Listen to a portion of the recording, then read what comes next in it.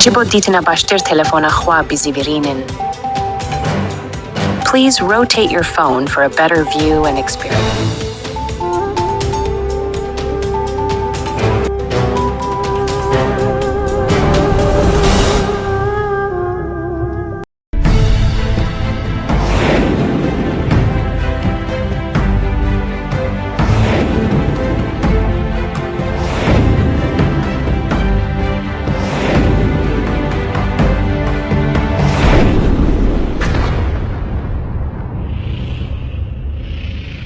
M24 بو 5 سال xebata xwe medyayî têva kir.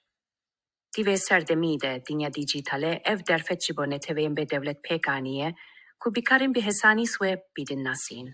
M24 International jî divî warî de yek ji alahîlgirê deng û rengê Kurd divê cîhana mêzîn de ye.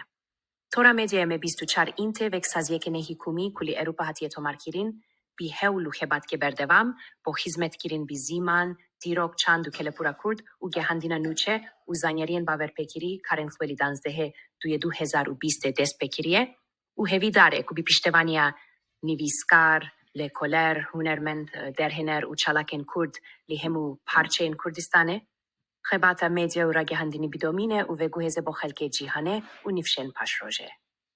Malpera me24.nu de ku bîbe arşîv û çavkaniyekê bawerpêkirî bo hemû cûre zanyariyên li ser dîrok zîman erdnigarî, urf û edet, çand, kelepûr, huner, şûnwar û her bûyerkê din ku tekilî jiyana xelkê Kurdistanê be.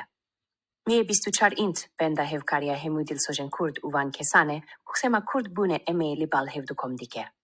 Her hebin, M24 int